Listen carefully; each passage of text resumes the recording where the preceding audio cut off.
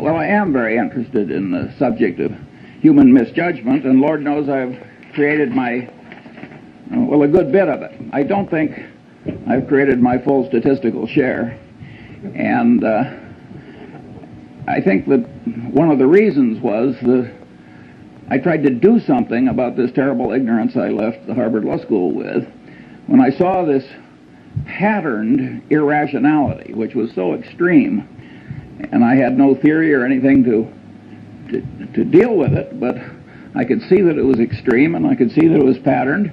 I just started to create my own system of psychology, partly by casual reading, but largely from personal experience, and I used that pattern to help me get through life. Fairly late in life, I stumbled into this book, Influence, by a psychologist named Bob Cialdini, who became a super tenured hotshot on a 2,000-person faculty at a very young age. And he wrote this book, which has now sold 300,000 copies, which is remarkable for it's an academic book aimed at a popular audience. And that filled in a lot of holes in my crude system.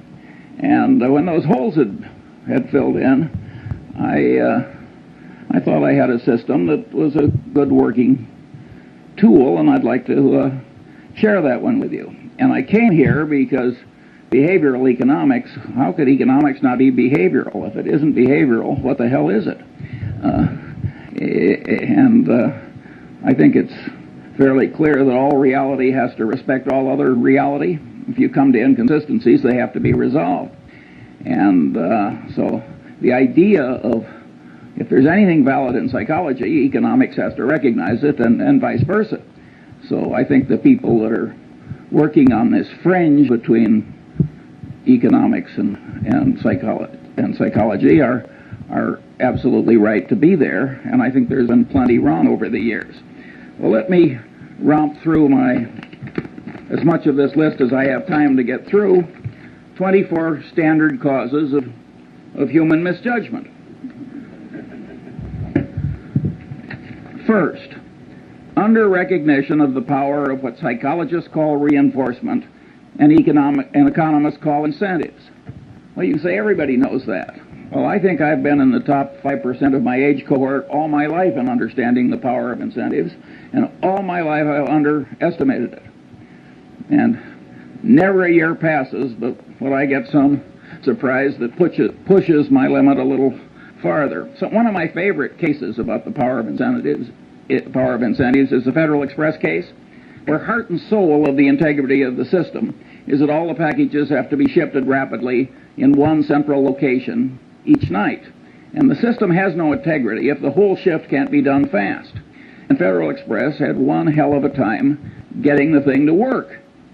And they tried moral suasion, they tried everything in the world, and finally somebody got the happy thought that they were paying the night shift by the hour, and that maybe if they paid them by the shift, the system would work better.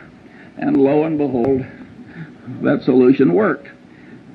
Early in the history of Xerox, Joe Wilson, who was then in the government, had to go back to Xerox because he couldn't understand how their better new machine was selling so poorly in relation to their older and inferior machine.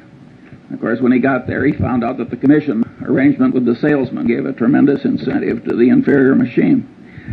And here at Harvard, in the shadow of B.F. Skinner, there was a man who really was into reinforcement as a powerful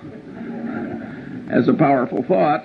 And, you know, Skinner has lost his reputation in a lot of places. But if you were to analyze the entire history of experimental science at Harvard, he'd be in the top handful. His experiments were very ingenious, the results were counterintuitive, and they were important. It is not given to experimental science to do better. What gummed up Skinner's reputation is that he developed a case of what I always call man with a hammer syndrome. To the man with a hammer, every problem tends to look pretty much like a nail. And Skinner had one of the more extreme cases in the history of academia, and this syndrome doesn't exempt bright people. It's just a man with a hammer. And Skinner is extreme example of that.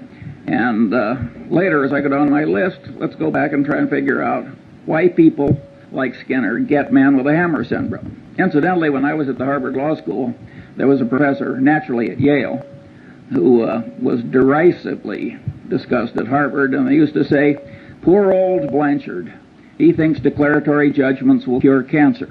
And that's the way Skinner got. And not only that, he got he was literary, and he scorned opponents who had any different way of thinking or thought anything else was important. This is not a way to make a lasting reputation if the other people turn out to also be doing something important. My second factor is simple psychological denial. This first really hit me between the eyes when a friend of our family had a super athlete, super student son who flew off a carrier in the North Atlantic and never came back. And his mother, who was a very sane woman, just never believed he was dead. And of course, if you turn on the television, you find the mothers of the most obvious criminals that man could ever diagnose, and they all think their sons are innocent. Simple psychological denial. The reality is too painful to bear, so you just distort it until it's bearable. We all do that to some extent, and it's a common psychological misjudgment that causes terrible problems. Third, incentive-caused bias, both in one's own mind and that of one's trusted advisor, where it creates what economists call agency costs. Here, my early experience was a doctor who sent bushel baskets full of normal gallbladders down to the pathology lab in a leading hospital in Lincoln, Nebraska. And with that quality control for which community hospitals are famous, about 5 years after he should have been removed from the staff, he was. And one of the old doctors who participated in the removal was also a family friend, and I asked him, I said, "Tell me, did he think here's a way for me to exercise my talents?" This guy was very skilled, technically, and make a high living by doing a few maimings and murders every year, along with some frauds. He said, "Hell no, Charlie. He thought that the gallbladder was the source of all medical evil, and that if you really loved your patients, you couldn't get that organ out rapidly enough." Now that's an extreme case, but in lesser strength, it's present in every profession and in every human being, and it causes perfectly terrible behavior. If you take sales presentations of brokers of commercial real estate and businesses, I'm 70 years old. I've never seen one I thought was even within hailing distance of objective truth. And if you want to talk about the power of incentives and the power to rationalize terrible behavior, after the Defense Department had enough experience with cost plus percentage of cost contracts, the reaction of our republic was to make it a crime for the federal government to write one. And not only a crime, but a felony. And by the way, the government's right. But a lot of the way the world is run, including most law firms and a lot of other places, they've still got a cost plus percentage of cost system. And human nature, with its version of what I call incentive-caused bias, causes this terrible abuse. And many of the people who are doing it, you would be glad to have marry into your family compared to what you're otherwise going to get. Now, there are huge implications from the fact that human mind is put together this way, and that is that people who create things like cash registers, which make misbehavior hard, are some of the effective saints of our civilization. And the cash register was a great moral instrument when it was created, and Patterson knew that, by the way. He had a little store, and the people were stealing him blind and never made any money, and people sold him a couple of cash registers, and it went to profit immediately. And of course, he closed the store and went into the cash register business, and with results which are so this is a huge important thing. If you read the psychology text, you will find that if they're 1,000 pages long, there's one sentence. Somehow incentive-caused bias has escaped the standard survey course in psychology. Fourth, and this is a superpower in error-causing psychological tendency, Bias from consistency and commitment tendency, including the tendency to avoid or promptly resolve cognitive dissonance. Includes the self-confirmation tendency of all conclusions, particularly expressed conclusions, and with a special persistence for conclusions that are hard-won. But what I'm saying here is that the human mind is a lot like the human egg. And the human egg has a shut-off device. When one sperm gets in, it shuts down so the next one can't get in. The human mind has a big tendency of the same sort. And here again, it doesn't just catch ordinary mortals, it catches the deans of physics. According to Max Planck, the really innovative, important new physics was never really accepted by the old guard. Instead, a new guard came along that was less brain-blocked by its previous conclusions.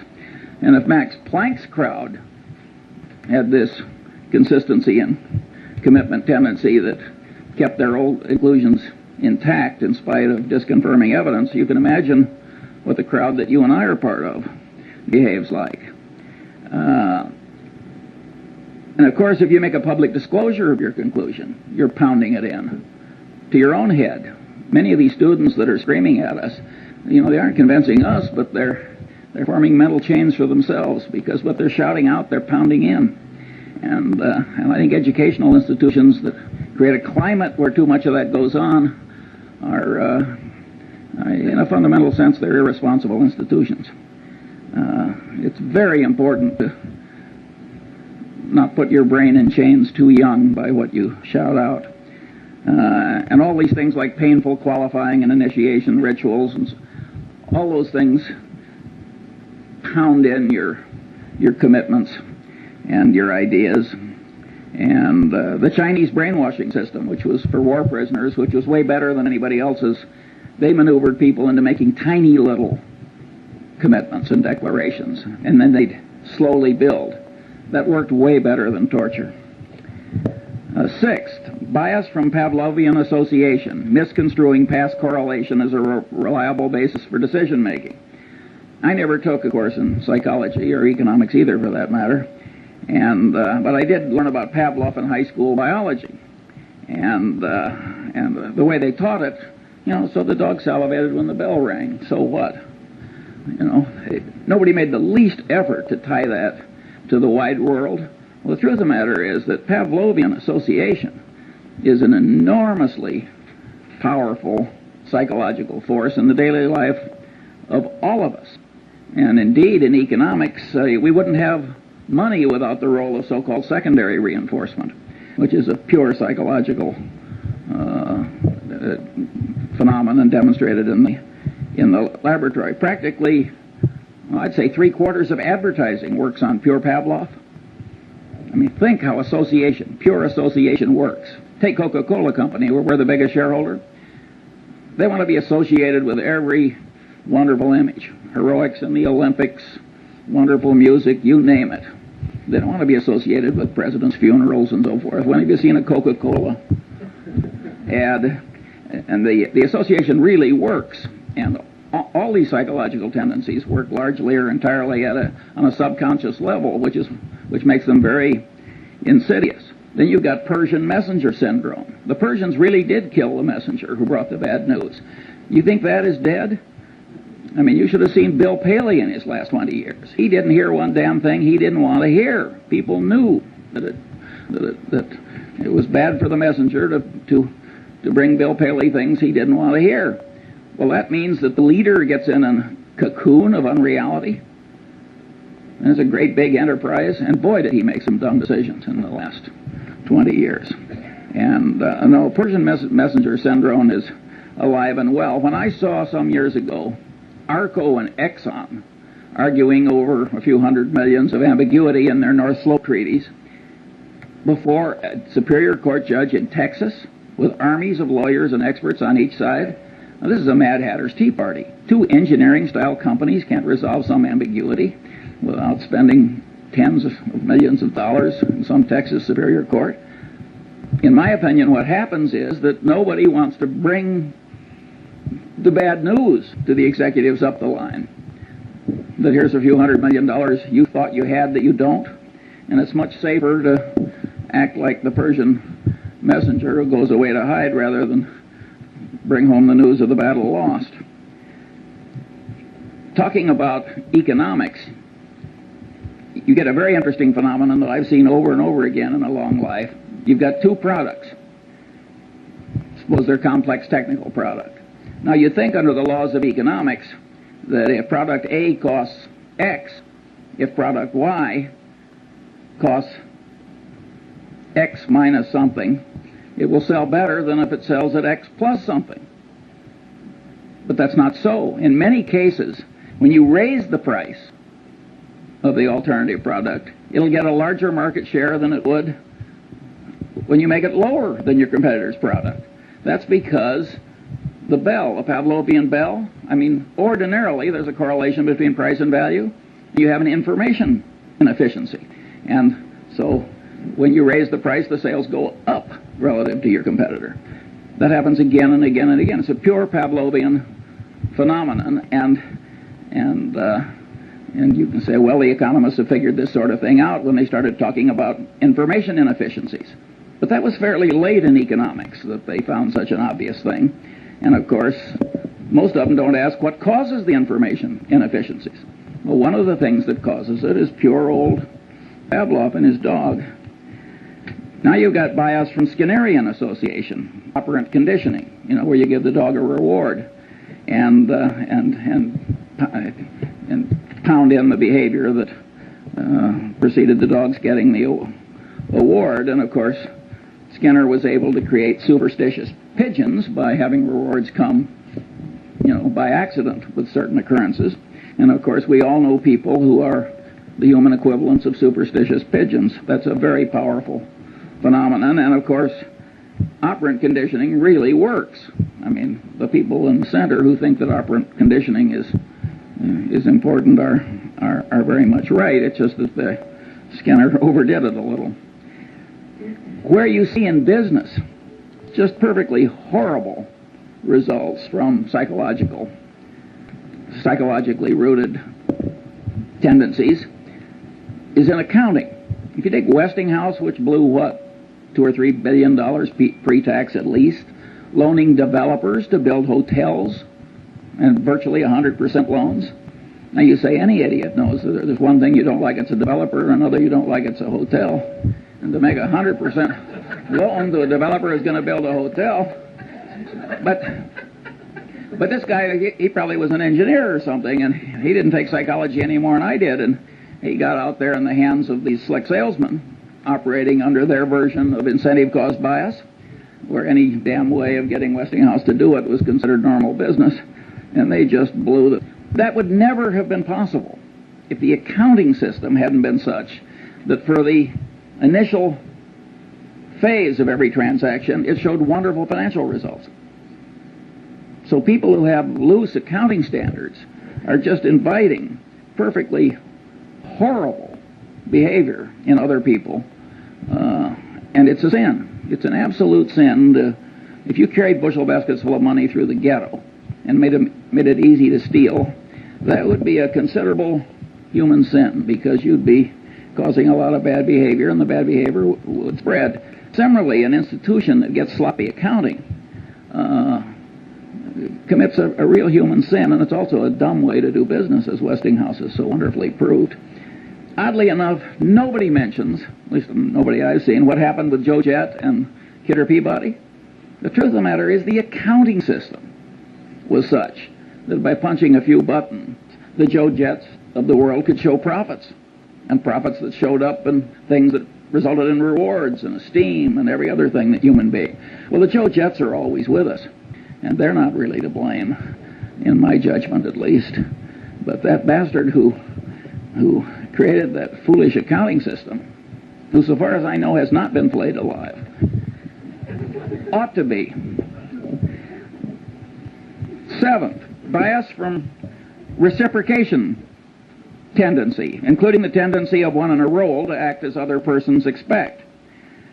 Well, here again, Cialdini does a magnificent job at this, and you're all going to be given a copy of Cialdini's book. And if you have half as much sense as I think you do, you will immediately order copies for all of your children and several of your friends. You will never make a better investment. It is so easy to be a patsy for what he calls the compliance practitioners of this life. And but at any rate, reciprocation tendency is a very, very powerful phenomenon, and Cialdini demonstrated this by running around a campus, and he asked people to take juvenile delinquents to the zoo. And it was a campus, and so 1 in 6 actually agreed to do it. And after he'd accumulated the statistical output, he went around on the same campus, and he asked other people, he said, gee, would you devote 2 afternoons a week to taking juvenile delinquents somewhere and suffering greatly yourself to help them? And there he got 100% of the people to say no. But after he'd made the first request, he backed off a little. He said, well, would you at least take them to the zoo 1 afternoon? He raised the compliance rate from 1/3 to 1/2. He got 3 times the success by just going through the little ask for a lot and back off. Now, if the human mind on a subconscious level can be manipulated that way, and you don't know it, well, I always use the phrase, you're like a one-legged man in an ass-kicking contest. You are really giving a lot of quarter to the external world that you can't afford to give. And on this so-called role theory, where you tend to act in the way that other people expect, that's reciprocation, if you think about the way society is organized. And a guy named Zimbardo had people at Stanford divide into 2 pieces. One were the guards and the other were the prisoners. And they started acting out roles as people expected. He had to stop the experiment after about 5 days. He was getting into human misery and breakdown and pathological behavior. I mean, it was awesome. However, Zimbardo is greatly misinterpreted. It's not just reciprocation tendency and role theory that caused that. It's consistency and commitment tendency.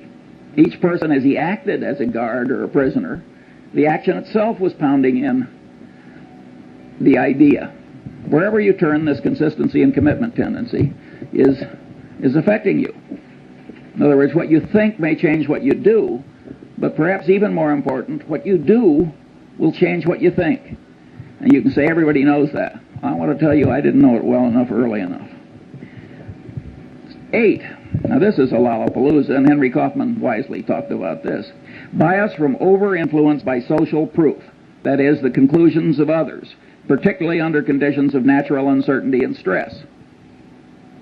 And here, one of the cases the psychologist used is Kitty Genovese, where all these people, I don't know, 50, 60, 70 of them just sort of sat and did nothing while she was slowly murdered. Now, one of the explanations is everybody looked at everybody else and nobody else was doing anything, and so there's automatic social proof that the right thing to do is nothing. That's not a good enough explanation for Kitty Genovese, in my judgment. That's only part of it.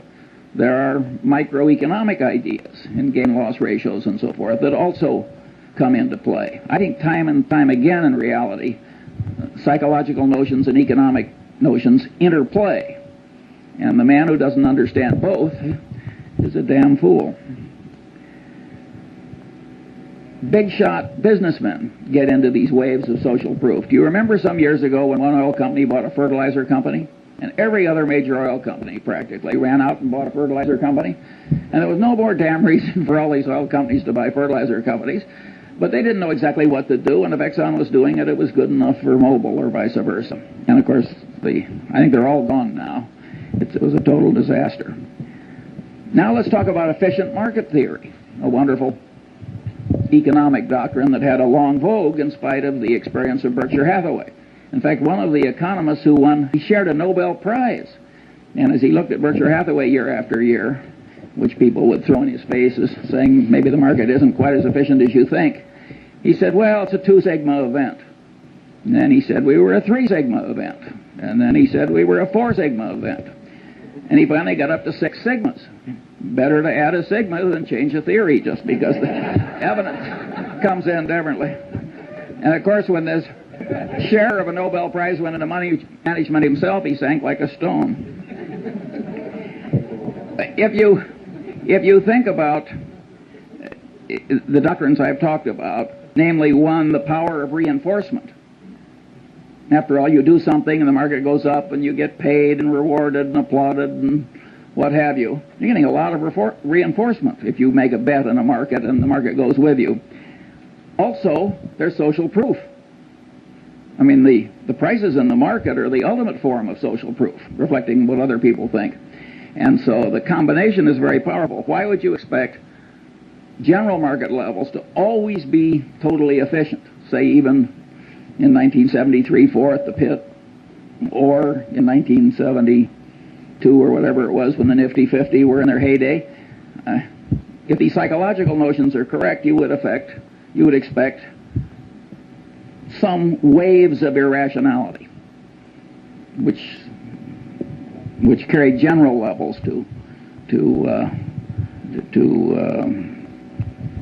so they're inconsistent with reason. 9. What made these economists love the efficient market theory is the math was so elegant. And after all, math was what they'd learned to do. The man with a hammer, every problem tends to look pretty much like a nail. The alternative truth was a little messy.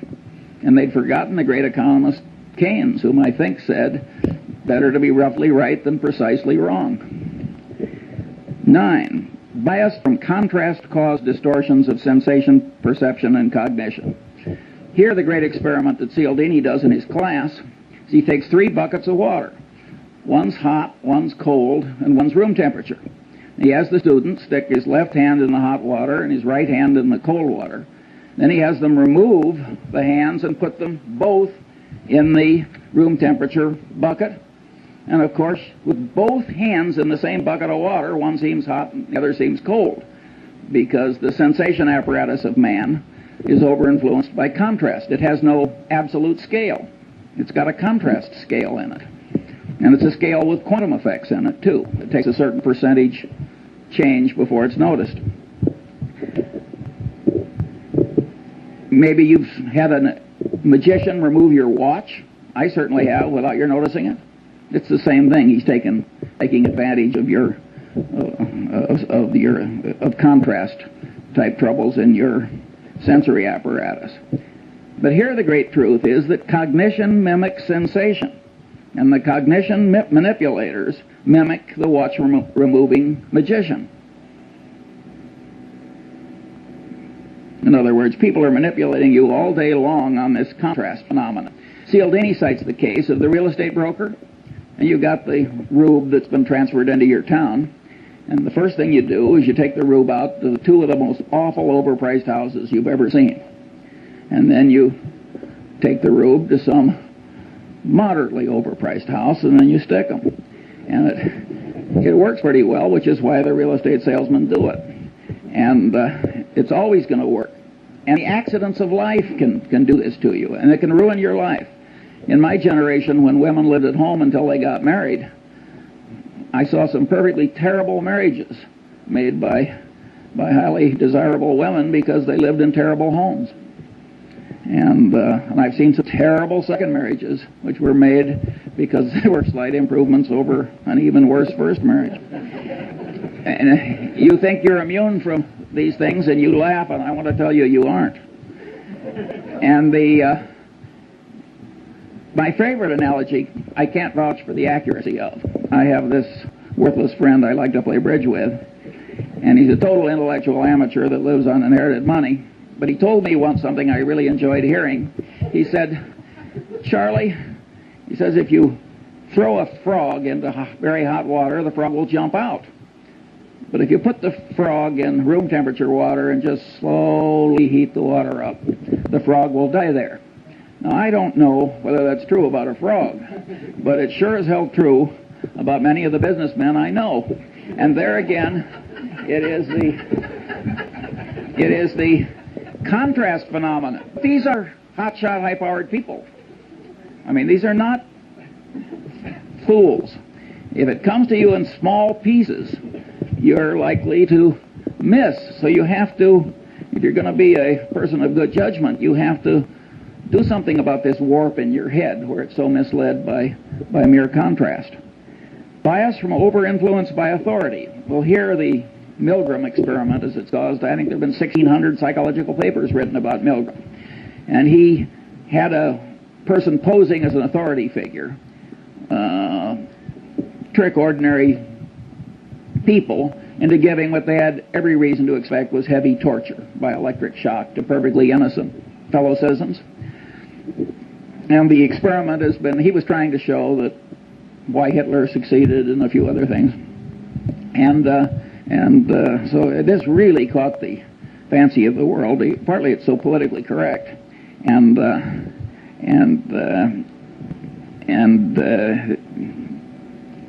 over-influenced by authority has another you'll like this one. You got a pilot and a co-pilot. The pilot is the authority figure. They don't do this in airplanes, but they've done it in simulators. They have the pilot do something where the co-pilot, who's been trained in simulators a long time, he knows he's not to allow the plane to crash.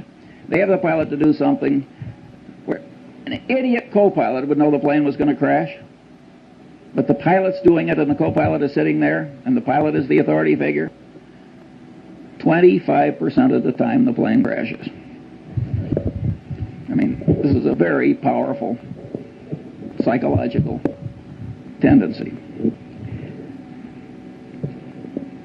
It's not quite as powerful as some people think, and I'll get to that later.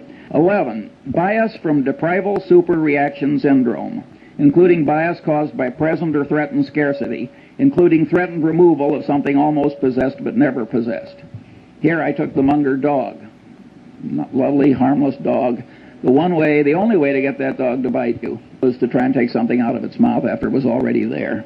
And any of you who've tried to do takeaways in labor negotiations will know that the human version of that dog is there in all of us.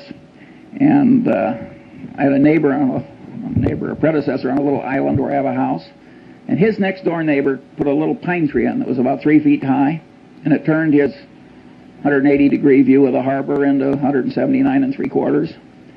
Well, they had a blood feud like the Hatfields and McCoys, and it went on and on and on. And I mean, people are really crazy about minor decrements down.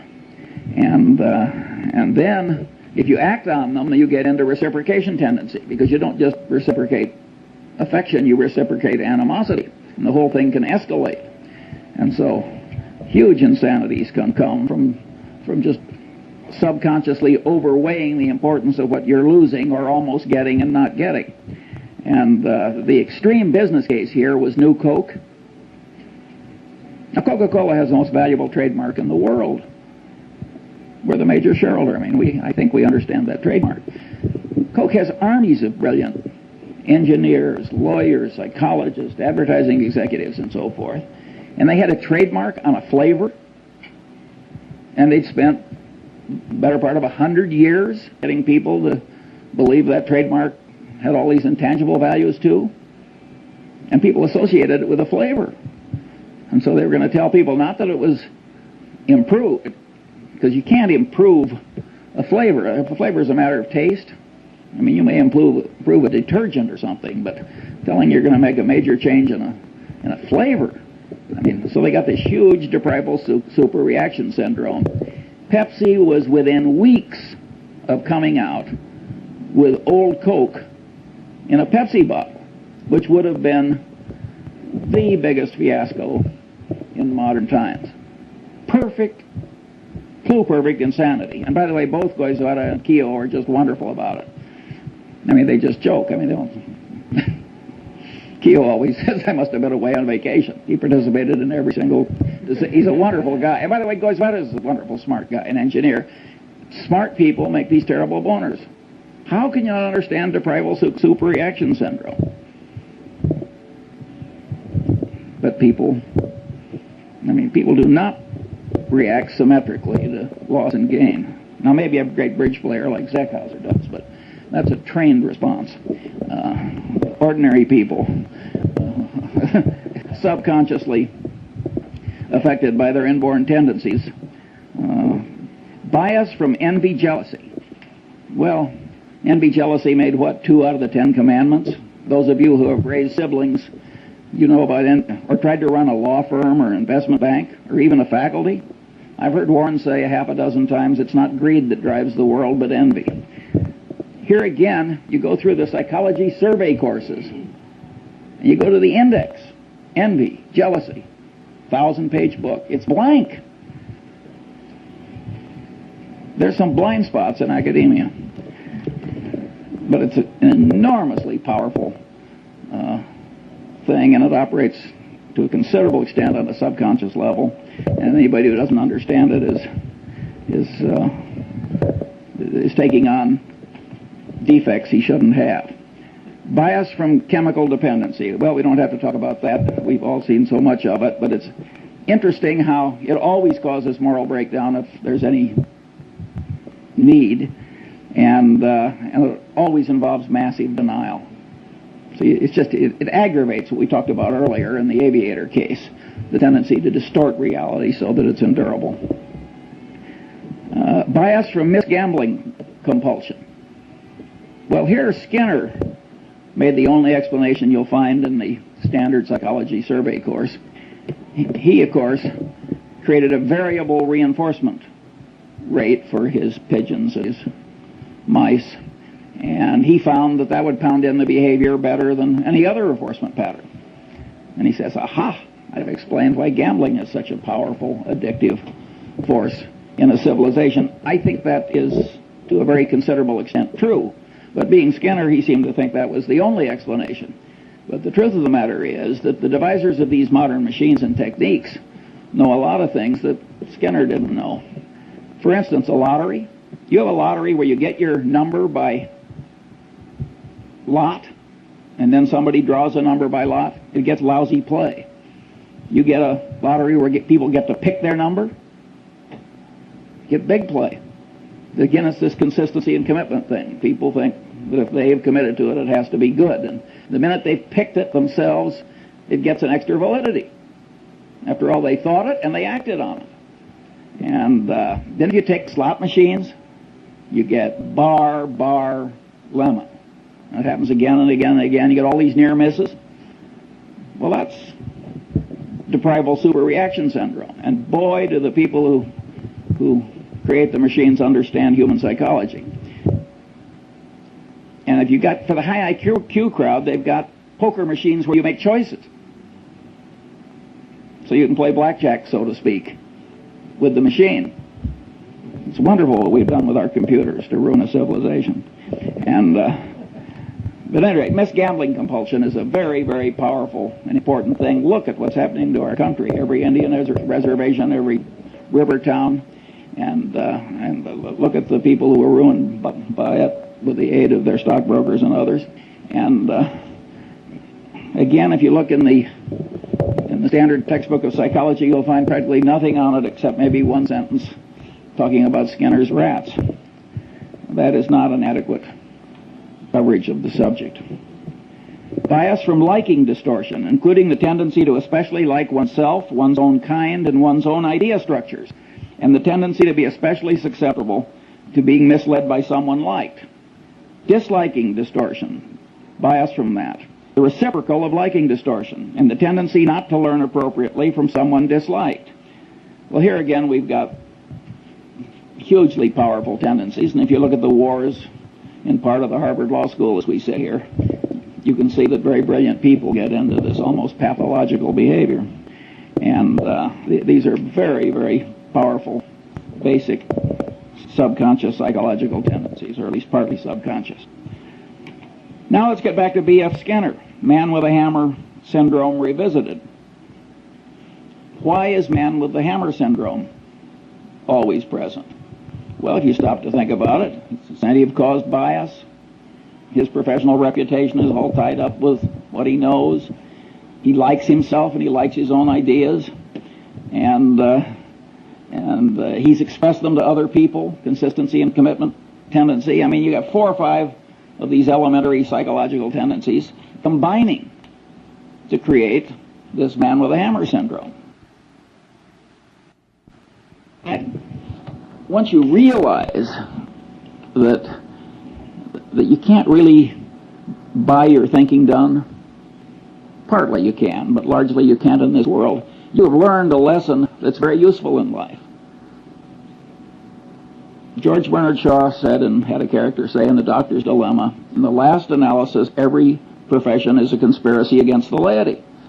But he didn't have it quite right, because it isn't so much conspiracy as it is a subconscious psychological tendency. The guy tells you what is good for him. He doesn't recognize that he's doing anything wrong any more than that doctor did when he was pulling out all those normal gallbladders. And he believes that his own idea structures will cure cancer. And he believes that the demons that he's the guardian against are the biggest demons and the most important ones. And in fact, they may be very small demons compared to the demons that you face.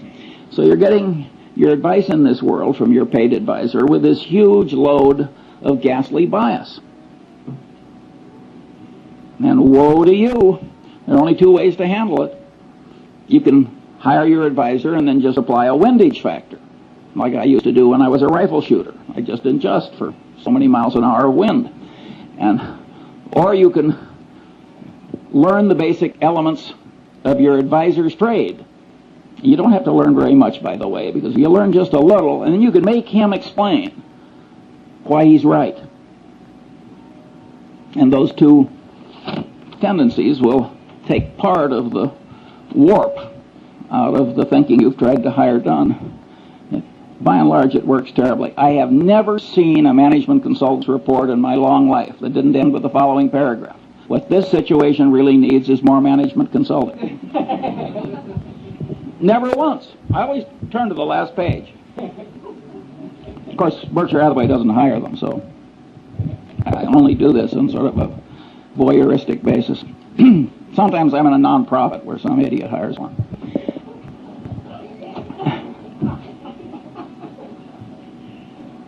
"17. Bias from the non-mathematical nature of the human brain in its natural state, as it deals with probabilities employing crude heuristics, and is often misled by mere contrast, a tendency to overweigh conveniently available information, and other psychologically rooted misthinking tendencies on this list, when the brain should be using the simple probability mathematics of Fermat and Pascal, applied to all reasonably obtainable and correctly weighted items of information that are of value in predicting outcomes. The right way to think is the way Zeckhauser plays bridge. It's just that simple. And your brain doesn't naturally know how to think the way Zeckhauser knows how to play bridge. Now, you notice I put in that availability thing, and there I'm mimicking some very eminent psychologists, Kahneman, I hope I pronounced that right, and Tversky, who raised the idea of availability to a whole heuristic of misjudgment. And, you know, they are very substantially right. I mean, ask the Coca-Cola Company, which has raised availability to a secular religion, if availability changes behavior. You will drink a hell of a lot more Coke if it's always available. I mean, availability does change behavior and cognition. Nonetheless, even though I recognize that and applaud Tversky and Kahneman, I don't like it for my personal system, except as part of a greater subsystem, which is, you got to think the way Zeckhauser plays the bridge. It isn't just the lack of availability that distorts your judgment. All the things on this list distort judgment. And I want to train myself to kind of mentally run down the list instead of just jumping on availability. So that's why I state it the way I do. In a sense, these psychological tendencies make things unavailable. Because if you quickly jump to one thing, and then because you've jumped to it, the consistency and commitment tendency makes you lock in, boom, that's error number one. Or if something is very vivid, which I'm going to come to next, that will really pound in. And the reason that the thing that really matters is now unavailable, and what's extra vivid wins, is, I mean, the extra vividness creates the unavailability. So I think it's much better to have a whole list of things that cause you to be less like Zeckhauser than it is just to jump on one factor. Here, I think we should discuss John Gutfriend. This is a very interesting human example which will be taught in every decent professional school for at least a full generation. Gutfriend has a trusted employee, and it comes to light, not through confession, but by accident, that the trusted employee has lied like hell to the government and manipulated the accounting system, and it was really equivalent to forgery. And the man immediately says, "I've never done it before. I'll never do it again. It was an isolated example." And of course, it was obvious that he was trying to help the government as well as himself, because he thought the government had been dumb enough to pass a rule that he'd spoken against. And after all, if a government's not going to pay attention to a bond trader at Solomon, what kind of a government can it be? But at any rate, and this guy has been part of a little clique that has made, way over $1 billion for Solomon in the very recent past. And it's a little handful of people. And so there are a lot of psychological forces at work. And you know the guy's wife, and he's right in front of you, and there's human sympathy, and he's sort of asking for your help, which is a form which encourages reciprocation, and there are all these psychological tendencies are working, plus the fact he's part of a group that will pay a lot of money for you. At any rate, good friend does not cashier the man. And of course, he had done it before, and he did do it again.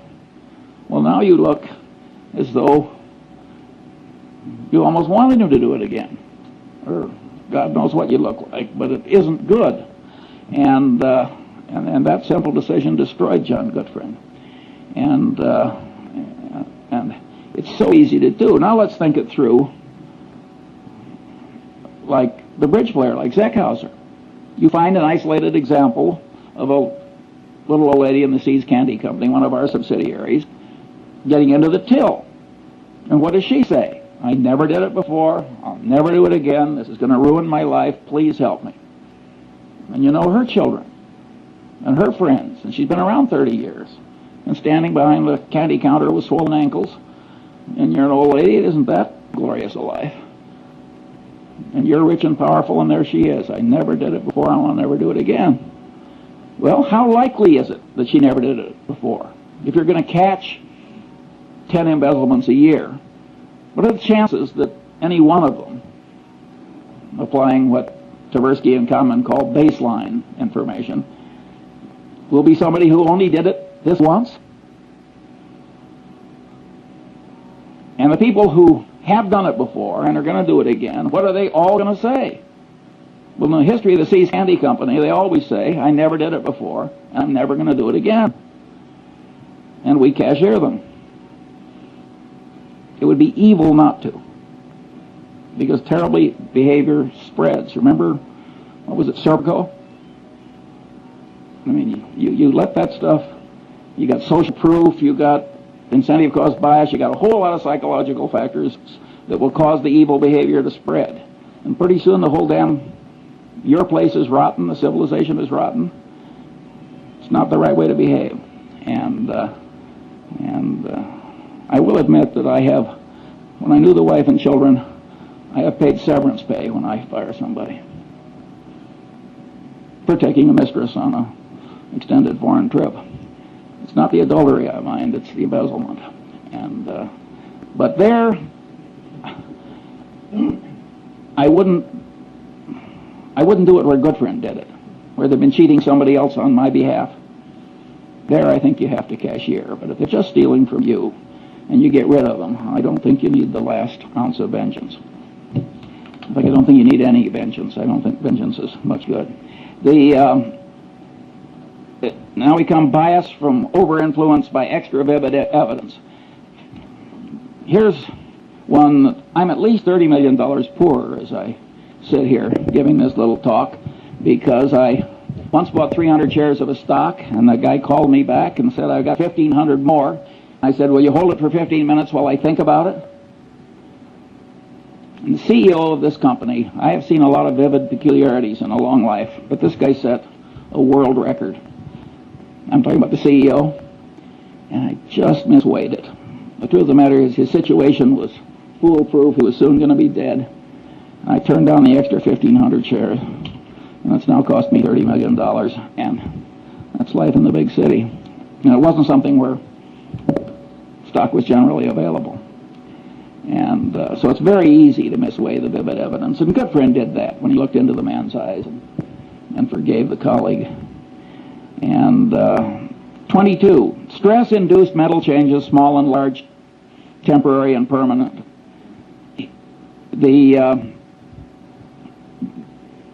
I've skipped one. Mental confusion caused by information not arrayed in the mind in theory structures, creating sound generalizations developed in response to the question why. Also misinfluence from information that apparently but not really answers the question why. Also failure to obtain deserved influence caused by not properly explaining why.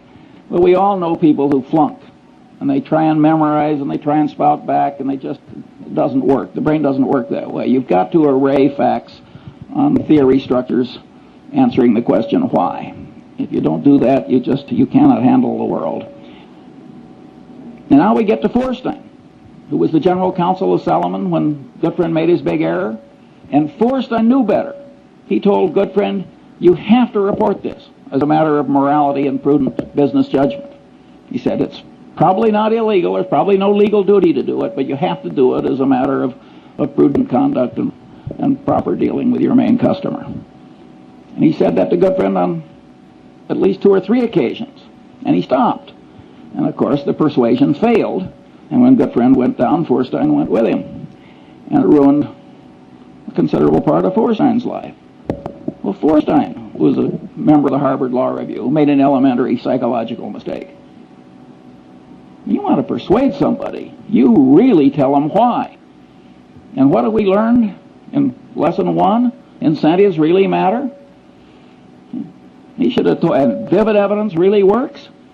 He should have told Goodfriend, you are likely to ruin your life and disgrace your family and lose your money. And is Mosier worth this? I know both men, that would have worked. So Feuerstein flunked elementary psychology, this very sophisticated, brilliant lawyer. But don't you do that. It's not very hard to do, just to remember that why is terribly important. Other normal limitations of sensation, memory, cognition, and knowledge, well, I don't have time for that. Stress-induced mental changes. Here my favorite example is the great Pavlov. And he had all these dogs in cages which had all been conditioned into changed behaviors. And the great Leningrad flood came and just went right up, and the dog's in a cage. And the dog had as much stress as you can imagine a dog ever having. And the water receded in time to save some of the dogs, and Pavlov noted that they'd had a total reversal of their conditioned personality.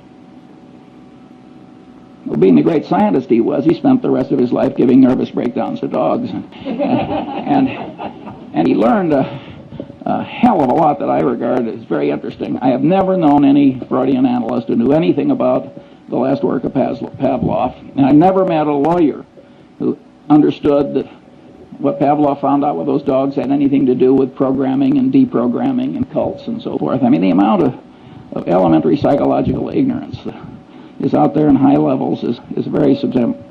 Then we've got other common mental illnesses and declines, temporary and permanent, including the tendency to lose ability through disuse.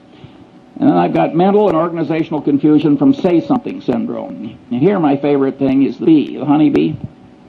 And the honeybee goes out and finds the nectar, and he comes back and he does a dance that communicates to the other bees where the nectar is, and they go out and get it. Well, some scientist who was clever, like B.F. Skinner, decided to do an experiment. He put the nectar straight up, way up. Well, in a natural setting, there is no nectar way the hell straight up. And the poor honeybee doesn't have a genetic program that is adequate to handle what he now has to communicate. And you'd think the honeybee would come back to the hive and slink into a corner. But he doesn't. He comes into the hive and does this incoherent dance. And all my life I've been dealing with the human equivalent of that honeybee. and it's a very important part of human organization to set things up so the noise and the reciprocation and so forth of all these people who have what I call say-something syndrome don't really affect the decisions. Now, the time has come to ask 2 or 3 questions. This is the most important question in this whole talk.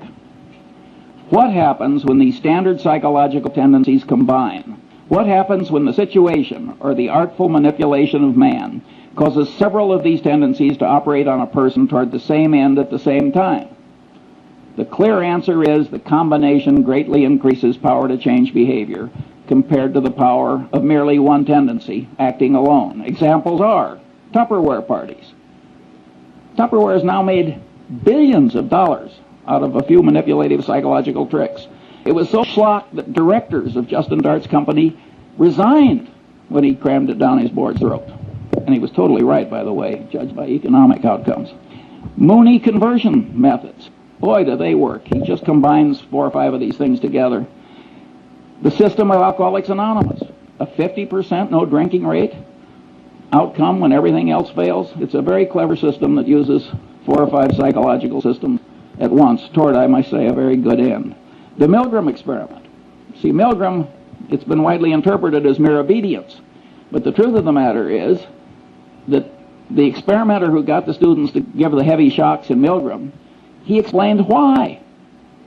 It was a false explanation. We need this to look for scientific truth and so on.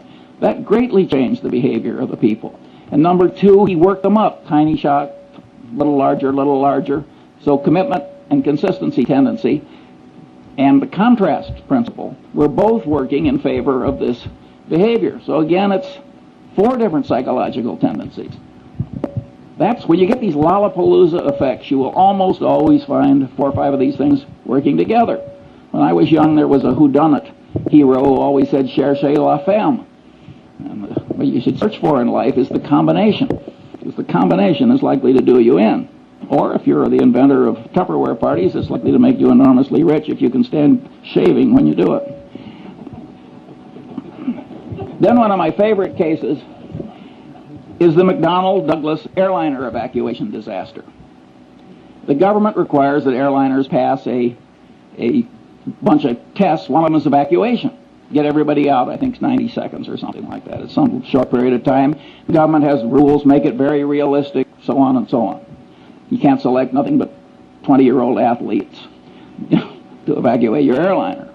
So McDonnell Douglas schedules one of these things in a hangar, and they make the hangar dark, and the concrete floor is 25 feet down, and they got these little rubber chutes, and they got all these old people, and they ring the bell, and they all rush out, and in the morning, when the first test is done, they create, 20 terrible injuries that will go off to hospitals. And of course, they scheduled another one for the afternoon. By the way, they didn't meet the time schedule either, in addition to causing all the injuries. Well, so what do? They do it again in the afternoon. Now they create 20 more injuries and 1 case of a severed spinal column with permanent unfixable paralysis. These are engineers, these are brilliant people, this is thought over through in a big bureaucracy. Again, it's a combination of a tendency. Authorities told you to do it. He told you to make it realistic. You've decided to do it. You've decided to do it twice.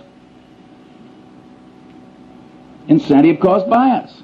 If you pass, you save a lot of money. You've got to jump this hurdle before you can sell your new airliner. Again, 3, 4, 5 of these things work together, and it turns human brains into mush. And maybe you think this doesn't happen in picking investments?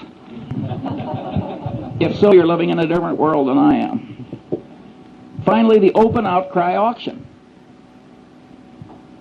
Well, the open outcry auction is just made to turn the brain into mush. You get social proof, the other guy is bidding, you get reciprocation tendency, you get deprivable superreaction syndrome, the thing is going away. I mean, it's just absolutely designed to manipulate people into idiotic behavior. Finally, the institution of the board of directors of a major human American company. Well, the top guy is sitting there, he's an authority figure. He's doing asinine things. You look around the board, nobody else is objecting. Social proof, it's okay. Reciprocation tendency, he's raising the director's fees every year.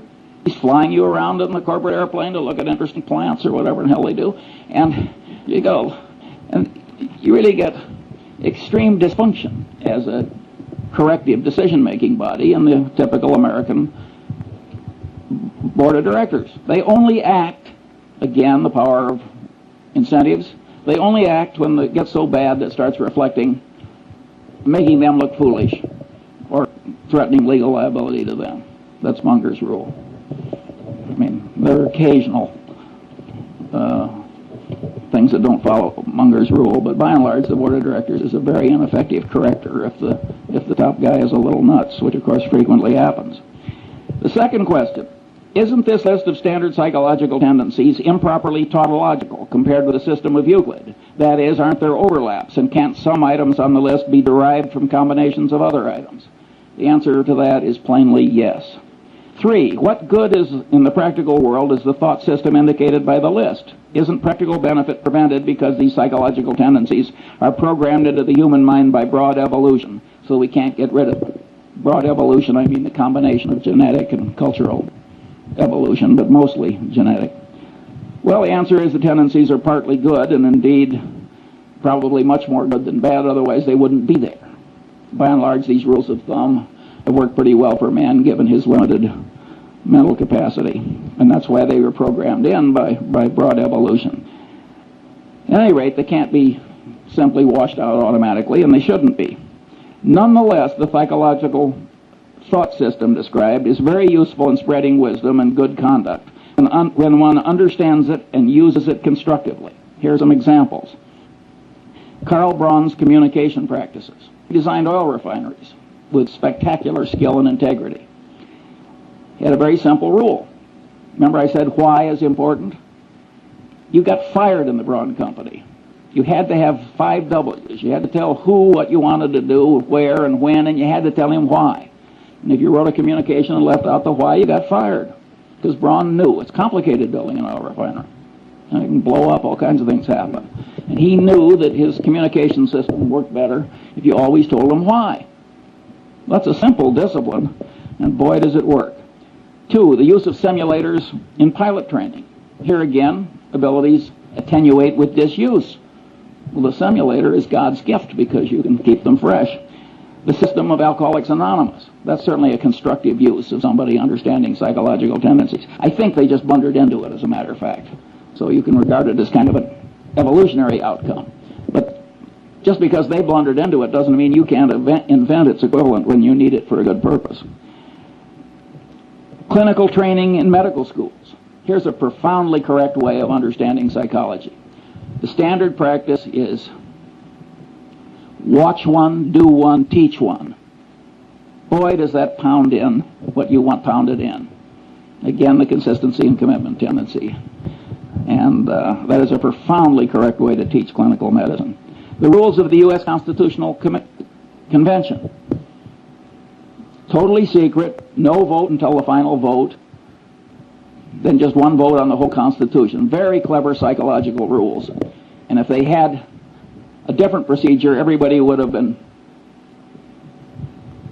pushed into a corner by his own pronouncements and his own oratory and his own, and no recorded votes until the last one. And they got it through by a whisker with those wise rules. We wouldn't have had the Constitution if our forefathers hadn't been so psychologically acute. And look at the crowd we got now. 6, the use of Granny's rule. I love this. One of the psychologists who works with the Center gets paid a fortune running around America, and he teaches executives to manipulate themselves. Now, Granny's rule is you don't get the ice cream unless you eat your carrots. Well, Granny was a very wise woman. That is a very good system.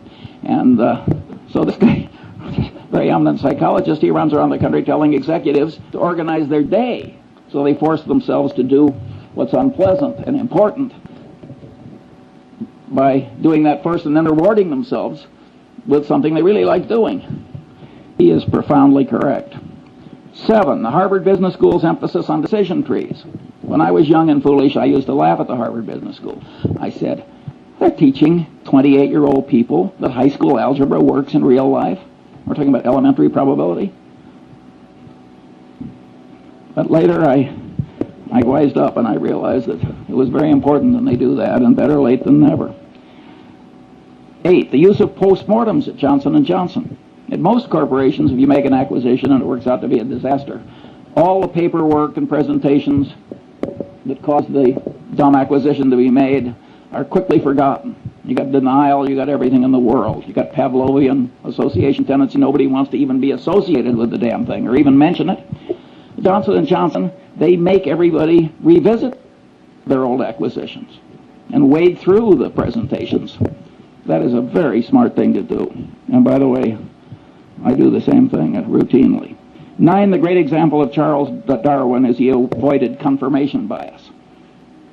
Darwin probably changed my life because I'm a biography nut. And when I found out the way he always paid extra attention to the disconfirming evidence and all these little psychological tricks, I also found out that he wasn't very smart by the standards, the ordinary standards of human acuity. Yet there he is, buried in Westminster Abbey. That's not where I'm going, I'll tell you. And I said, my God, here's a guy that, by all objective evidence, is not nearly as smart as I am, and he's in Westminster Abbey. He must have tricks I should learn. And I started wearing little hair shirts like Darwin to try and train myself out of these subconscious psychological tendencies that cause so many errors.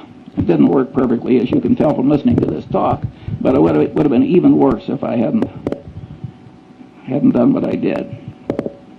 And you can know these psychological tendencies and avoid being the patsy of all the people that are trying to manipulate you to your disadvantage, like Sam Walton. Sam Walton will let a purchasing agent take a handkerchief from a salesman. He knows how powerful the subconscious reciprocation tendency is. That is a profoundly correct way for Sam Walton to behave.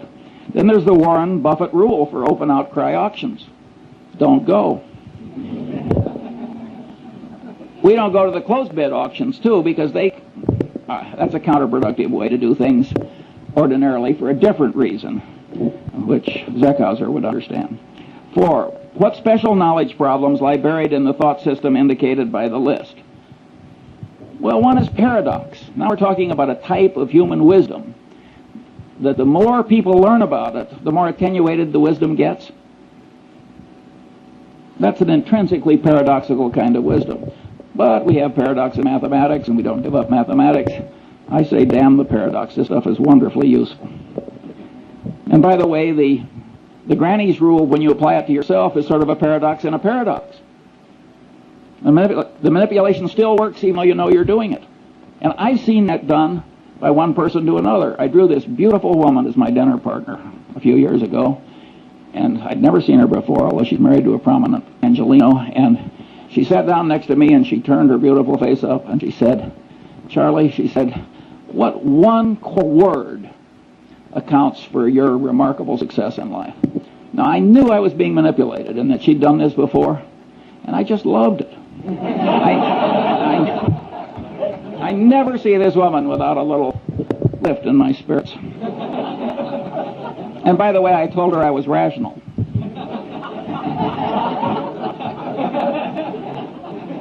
You'll have to judge yourself whether that's true. I may be demonstrating some psychological tendency I hadn't planned on demonstrating. How should the best parts of psychology and economics interrelate in an enlightened economist's mind? 2 views. That's the thermodynamics model. You can't derive thermodynamics from Newtonian gravity and laws of mechanics, even though it's a lot of little particles interacting. And here's this wonderful truth that you can sort of develop on your own, which is thermodynamics. And some economists, and I think Milton Friedman is in this group, but I may be wrong on that, sort of like the thermodynamics model. I think Milton Friedman, who has a Nobel Prize, is probably a little wrong on that. I think the thermodynamics analogy is overstrained. I think knowledge from these different soft sciences have to be reconciled to eliminate conflict. After all, there's nothing in thermodynamics that's inconsistent with Newtonian mechanics and gravity. And I think that some of these economic theories are not totally consistent with other knowledge, and they have to be bent, and I think that these behavioral economists are probably the ones that are bending them in a correct direction.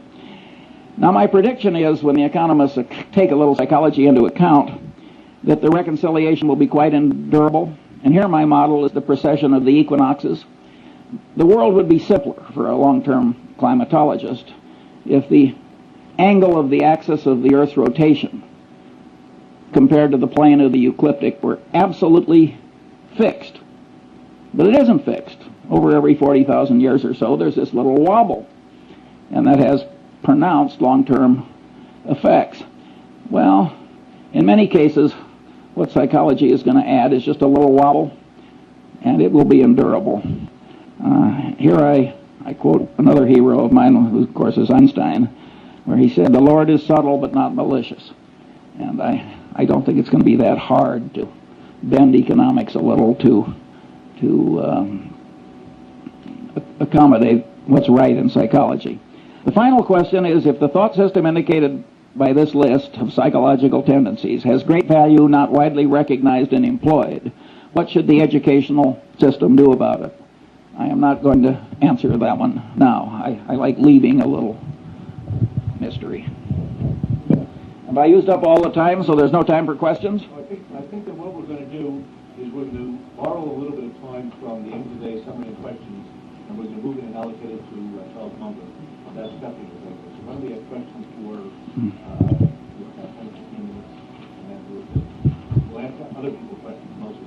By the way, the dean of the Stanford Law School is here today, Paul Brest, and he is trying to create a course at the Stanford Law School that tries to work stuff similar to this into worldly wisdom for lawyers, which I regard as a profoundly good idea, and he wrote an article about it, and you'll be given a copy along with Cialdini's book. Questions?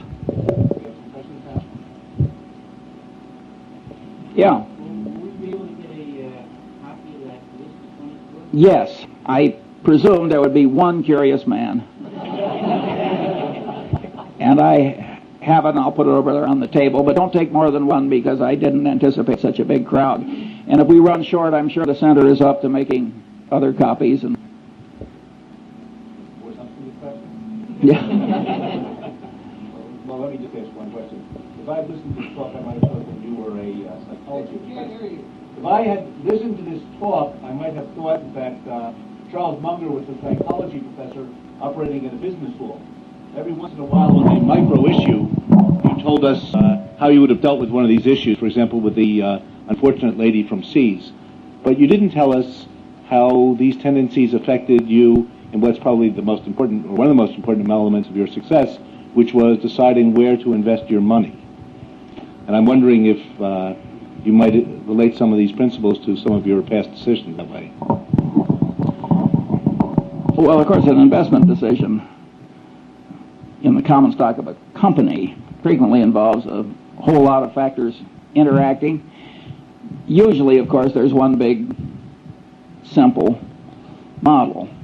And a lot of those models are microeconomic. And I have a little list of, it wouldn't be nearly 24 of those, but I don't have time for that one. And I don't have too much interest in teaching other people how to get rich. My personal, and that isn't because I fear the competition or anything like that. Warren has always been very open about what he's learned, and I share that ethos. My personal behavior model is Lord Keynes. I wanted to get rich so I could be independent, and so I could do other things like give talks on the intersection of psychology and economics. I didn't want to turn it into a total obsession. Yeah. Out of those 24, could you tell us the one rule that's most important? I would say the one thing that causes the most trouble is when you combine a bunch of these together, you get this Lollapalooza effect. And if you read the psychology textbooks, they don't discuss how these things combine, at least not very much. Do they multiply? Do they add? How does it work? I think it would be just an automatic subject for research, but it doesn't seem to turn the psychology establishment on. I think this is a man for Mars approach to psychology. I just reached in and took what I thought I had to have. That is a different set of incentives from rising in an economic establishment where the reward system, again, the reinforcement, comes from being a truffle hound. That's what Jacob Viner, the great economist, called it, the truffle hound. An animal so bred and trained for one narrow purpose that he wasn't much good at anything else. And that is the reward system in a lot of academic departments. It is not necessarily for the good. It may be fine if you want new drugs or something. You want people stunted in a lot of different directions so they can grow in one narrow direction. But I don't think it's good teaching psychology to the masses. In fact, I think it's terrible.